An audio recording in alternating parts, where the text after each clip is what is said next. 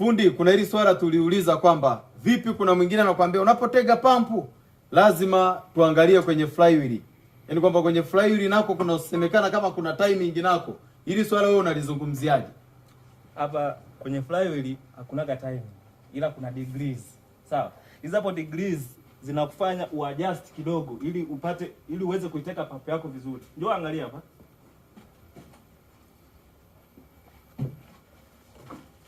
Hapa kuna kuaga na sticker ya bati na kwake imebandikwa hapa. Sasa hapa kuna kuaga na maelekezo yake, sawa? Kwamba pampu yangu natakiwa nitege kwenye degree ngapi. Angalia kama hapa. Kuna advanced angle 11 plus 0.5 degrees. Umeona?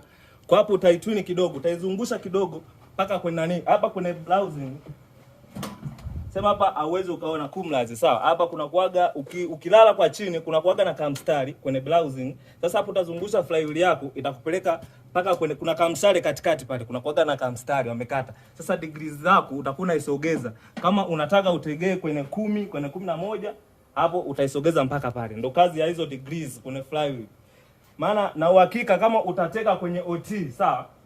Na uhakika kwamba gari litawaka lakini litakuwa na moshi mwingi. Sasa hata kama utaituni pampu nje ndani bado itakusumbua. Kwa cha kufanya utarudi kwenye flywheel, utaizungusha kidogo. Hii hapo yenyewe hakikisha tu na namba 1 tappet ziwe zimeoverlap, sawa? Zikisha kwa zimeoverlap, hapo ndo utakuwa sahihi kuna kuteka pampu. Utakuja huku uisogeze kidogo. Maana hapa kuna mizunguko miwili, sawa? Unaweza kuzungusha mzunguko wa kwanza namba sita ikawa imeachia. Kwa hiyo isikuchanganye. Itabidi uangalie hii hapa. Hakikisha namba 1 ziwe zimeachia kwa maana valve ziwe zimefunga. Ushanielewa?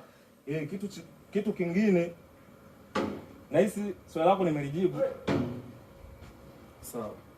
Nimeshakuelewa. Kuna mtu mwingine unakuta anazungumzia, unajua kwenye lugha za ufundi zimekaa za aina tofauti tofauti. Kuna mtu anakuambia ime overlap. Yaani piston hiyo imesha overlap. Kwa overlap ni kufanyaje fundi? Sikiliza. Valve sawa, zinakuwa zimefunga. Valve zikisha kwa zimefunga, tappet zote mbili zile zitakuwa zinacheza cheza. Ndio maana kwa overlap zinakuwa ziko huru.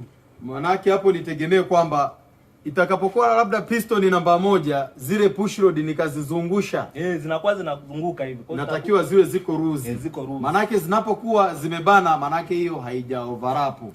Kama mzunguko wako utakuwa umeuzungusha vizuri. Huko kwenye flywheel kuna sehemu imeandikwa OT. Imeanzia OT, imekuja 10, imekuja 20, imekuja 30. Sawa? Kuna inaenda na 5. Inaenda 10, 15, 20, 30. Umeona? Sasa kitu ambacho nitakiwa ukifuate wewe.